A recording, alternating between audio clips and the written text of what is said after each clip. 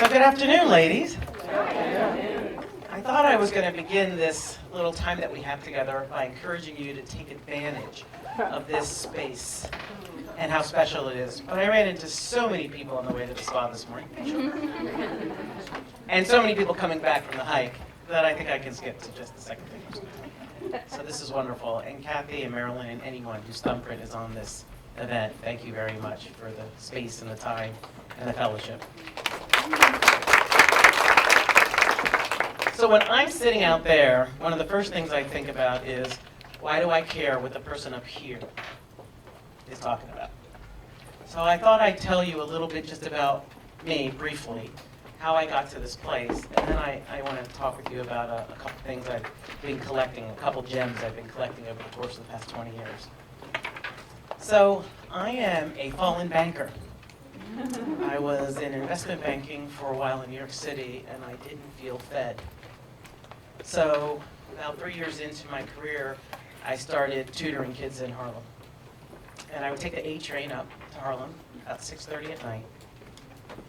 And then I would come back to work at about 8:30 or 9 and continue working with all the other crazy people until midnight or 1 o'clock in the morning.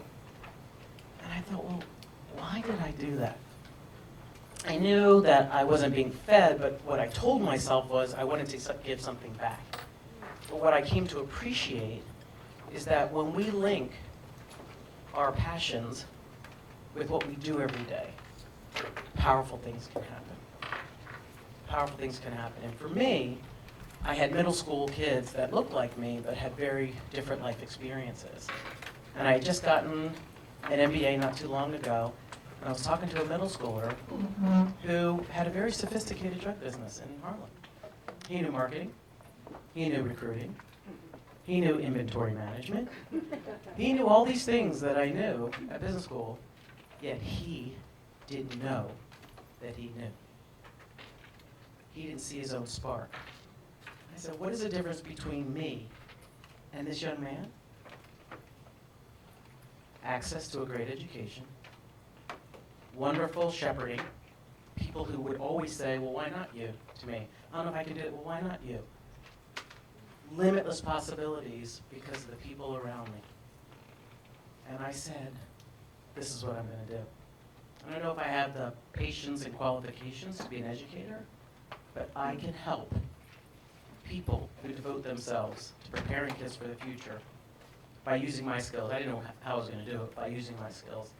So I called my parents, and I went to 7 kids. My parents came here in 1956, pre-civil rights, when they could have gone to a lot of places. And they came here because they believed in the promise of America. They read about Bobby Kennedy and Martin Luther King, and they came here from Haiti, and they said, this is a place with a great education. I can carve out a life for myself and my family. And if you ask my 90-year-old father and 82-year-old mother today, they would say they have more concern about the future of children and therefore the future of our democracy and the future of America now than when they came in 1956.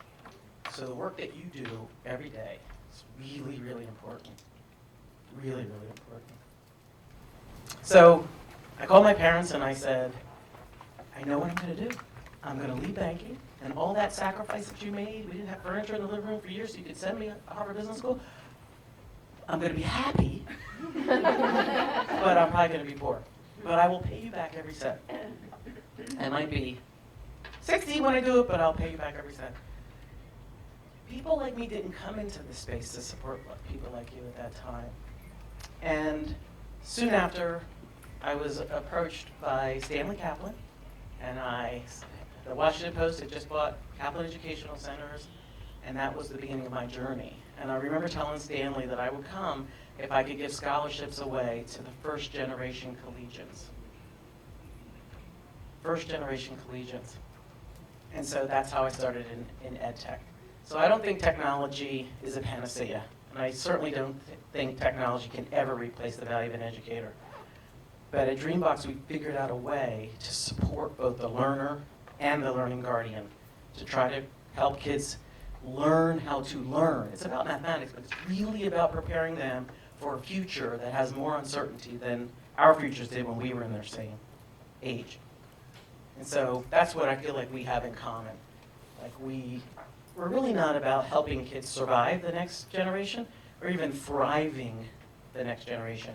We want kids to drive innovation in the next generation, however they're going to do it. So I feel like we're in this together, learners and learning guardians. Okay, so messages. So this gray hair taught me a lot of things. The first, so I want to leave you with five thoughts. I'm going to cheat with this cute little book. Have you guys tried this? It's really great. I want more of these. They're really great. So 5 things, 5 themes for you today. The first is time to think. Pause, reflect, and care. You guys work so hard. There's so little time in your lives to do meaningful thoughtful reflection. And some of our best ideas come when we're doing things that we normally don't do. Reconnect with nature, take a walk, have time with yourself, and don't underestimate the beauty and the power of a quiet mind. Time to think and reflect. The second one is feed yourself. So I told you that when I was in investment banking, I just felt like, I didn't feel like I was doing anything meaningful. There's something for you, for each of you, that you love to do, that brings you joy, even when it's really, really hard, and even when the prospects of success are low, and yet you still find yourself doing it. Think about what that is for you. I mean, outside of education, that's already in that box, but think about what that is for you. For me, it was helping kids be prepared for the things that we don't know about, that we can't actually prepare. Like, what kind of jobs and industries are going to be around? AI and machine learning is dramatically changing the landscape. How do we prepare a kindergarten when we look at a kindergartner for that world that they're going to inherit when they're 20? We can't. We can't. Think about the environment. We're sitting here at 107 degrees. Alaska had 80 degrees last week or the week before. It's extraordinarily rare. How do we prepare a kindergartner for that? We have to prepare kids to learn how to learn, to remake their skill sets over and over again, to adapt, to constantly learn and adapt, so that whatever comes their way, they will be ready for it. So find that thing. For me, it's helping kids. Find that thing. It could be, rescue dogs. Whatever it is, that thing that feeds you, it will replenish you and put you in a place where you can give more in what you do every day. The next one is surround yourself with believers. As a woman, we all have that in common, and as a person of color, I spent a lot of time hearing about all the things I couldn't do. You shouldn't apply to the University of Virginia because they've only been 4 people from the state of Delaware, and they weren't like you. So try to go to University of Delaware. Oh, I have straight A's. No, Delaware. Surround yourself with believers, people who believe in you and your promise, in full view of all of your flaws. So collect a personal board of directors, 3 or 4 people who I call tellers, people who love you enough that they will tell you the truth about yourself. Everybody on my executive team is very comfortable with doing that. But seriously, people who, before you make a big career move, before you take on your manager, when you've had it and you have to say something, before you do anything significant, have 3 or 4 personal board of directors that you can refer to and confer with, who you can model conversations with, who can help you avoid landmines, and who can help you from making mistakes. Sleep on it, Jessie. If you still feel that way, that'll help you prepare for that. But sleep on it. 9 times out of 10 when I sleep on it, I kind of get over it. So find that person, and these are people that you can have courageous conversations with. At DreamBox, we have a company value called benevolent friction. We like to be hard on ideas and soft on people. Hard on ideas and soft on people. We believe our work is so important that we have to leave our ego behind. We have to bring our best ideas and subject them to the criticism of people who also believe that every kid has a spark regardless of where they live. And if you're willing to do that, maybe that good idea that you think is great becomes a great idea, a better idea, because you subjected it to the criticism of people who care about what you care about. Benevolent friction, hard on ideas, and soft on people. And these tellers should not be people necessarily in the place where you work. They don't even have to be in your industry. Preferably they're not. They actually don't have to be women. We need sponsors, we need allies, we need advocates. I wouldn't be up here speaking with you if I didn't have a lot of sponsors who happen to be white men. And sometimes we look to each other, and I think that's okay, but there are a lot of really great guys, 3 in the back probably, who care about what we care about and who will support us as allies and sponsors. So look closely. Your tellers might be right in front of you. So this is a special one for women. Take risks. Take risks. If there is something that you fear because you fear you're going to fail, transform failure, change the word in your mind, into learning. Failure is how we learn, and learning is how we grow. And my mother would say, learning is how you stay young. We can't help getting older, but we can help getting old. Take risks. And I think oftentimes women say, I'm not worthy, I'm not ready. Our male counterparts oftentimes don't say that. And they jump in, and they're not ready, but they learn. They fail fast, they learn, they grow, they get stronger. And then they're ready for the next challenge. Take those risks. I remember when I was at Blackboard, as a couple $100 million company, and Reed Hastings came and said, I found this technology. It's called DreamBox Learning. And right now, it's a B2C. And when I took a look at the people who were looking at it, they were all like my kids of Microsoft execs. They were all 2-income households, probably $400,000 or above, living in Bellevue. And I'm really concerned that it's going to increase the gap between the haves and the have-nots. We have to find somebody who can bring it to where kids are, somebody who can bring it to schools. And I think that's you. I'm like, great.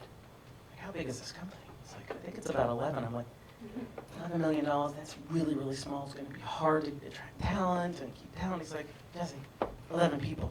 There were 11 people at DreamBox 10 years ago. And I had all kinds of great arguments about how, LeapFrog and Kaplan and all these, and I was going to do this thing at scale. I was helping kids at scale. And he's like, no, you have to make sure that equity stays, a focus on equity stays in EdTech. Otherwise, we're going to exacerbate the gap between the haves and the have-nots. And I'm like, I don't know, it's in Seattle, I don't know, it rains all the time. My husband, he just moved up. And he's like, okay. And when you look under the hood, and if you're not as impressed with this technology as I am, and you don't think it's worthy of your passion and your skills, then I won't bother you again. Twisted, right? I lost already. So find a pathway, and oftentimes it's going to be from your board of directors, and they might push you. My board of directors said, you've been talking about, education and how dependent it is upon zip codes since I've known you, Jessie, and you have an opportunity here to do, what are you afraid? I'm not afraid. I'm not afraid. You are afraid, girl.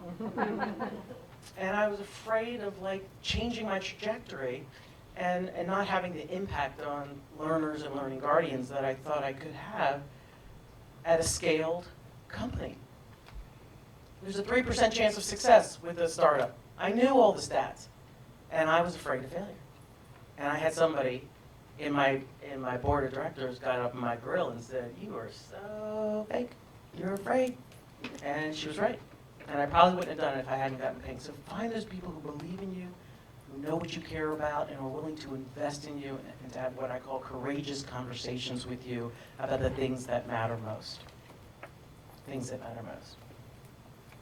And the last one is about fellowship. And it's about this room, but it's about things outside of this room. So most of us go to a lot of conferences. a lot of gatherings. And why do we normally go? We normally go because we want to network. We want to find a way to take friction out of what we're doing. It could be our professional development, it could be selling, it could be whatever it is. And we go to make connections to see what we can get from the networking. Our male counterparts do that all the time. It's not a bad thing, but I would argue it's not enough. I would invite you to start thinking about gatherings like this from a perspective of fellowship instead of networking. And the difference is fellowship begins with investment. Fellowship begins with what you're going to put into it. Not knowing, and maybe not even having an expectation about what you're going to get out of it. What can you give? What can you give? We need to invest in each other as women. And we need to help each other when we stumble. And we need to embrace vulnerability. Because if we don't share with each other the things that worry us and the things that have made us stumble, then we rob ourselves and other people in our fellowship from all the benefits of vulnerability and the intimacy that comes from it.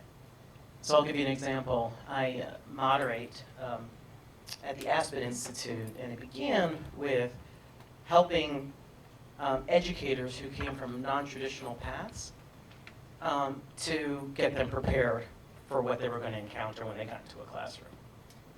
And we gather them and we moderate and we talk about your worlds, things that you encounter every day. And I was asked to do a gathering in Chile, Santiago. And this was about 9 months ago. And my friend who had trained me to be a moderator called me and said the person who was going to moderate with her in Chile, Santiago, to an international group of people in education, was not able to make it. And she said, I know you're in the process of selling your company, raising money, but you're the only person I would trust to do this, because I need to have somebody up there who actually cares about educators and is willing to tell them the truth about what they might encounter in the classroom. And I went. And I told my board that this was about investing in the industry and about the people in the industry. It's never just going to be about technology. It's always going to be about people. It's always going to be about learners and learning guardians. So I got on a plane, went to Santiago, Chile, and I talked to this international group of emerging educators. And 6 months ago, my mother collapsed. She's 82 years old. She was golfing 6 days before that, 18 holes. She does first tee. You guys know what first tee is? It's a golfing program to get inner city kids to golf. And she collapsed, and it's a long story, but we needed to find in-home care. And who knows anything about in-home? I didn't know anything about in-home care. This is an amazing burden. And I called Tanya, my friend, and I said, I just don't know where to begin. I want to help, but I don't know how. And this is the thing that's going to kill our family if we can't figure this out. And she said, you should call this gentleman who was in this group of educators. I'm like, oh no, I didn't. I just showed up, and I was with him for a couple days. She's like, he runs a national in-home care practice. And I was just like, she's in my personal board of directors, and I wasn't going to do it because I didn't want to ask anything of him. And she called me back the next day. She goes, have you called Tafa? And I said, well, she's like, so she's, and in that moment, I'm on the phone. She connects us an email. Jessie is hesitating to reach out to you because she thinks it's a burden for you, and I told her that she's wrong. This guy was in an airport, our women, fellowship, about to board, and he called me and he said, thank you for giving me an opportunity to give a little bit back to you. I got so much out of the moderation. And it turned out that he wasn't licensed in Delaware where my parents lived. So that was it. He couldn't serve us. This guy called the CEOs of the top 3 agencies in Delaware, told them that my mother was important to him, and the presidents of those came to my parents' house to do a house interview. I had no expectation when I went to Santiago I went because my friend was in need. My fellow was in need. What you put in to fellowship, you will get out tenfold. I'm convinced of that. What you put in, you will get out tenfold. So those are the 5. Who can tell me what they are? Doesn't have to be in any order. I feel like I'm in a classroom. Time to think. Time to think and reflect. Pause. Feed yourself. Take risks. What was that one? Surround yourself with believers. And you know what? Some believers are stealth. Look for them. And some believers are fraudulent. When you find out they're fraudulent, kick them out. There are a lot of people who talk a good game. I believe you. I believe in you. And when they reveal themselves to you, trust them. Believe them. Who said that? Maya Angelou. Believe them when they say who they are. And what's the last one? Fellowship. Think about investing, especially with women. Think about investing. Not about what you can get out of it, but what you can give. This is a very special place. You guys take advantage of it. Take advantage of each other. It's been my pleasure. Thank you.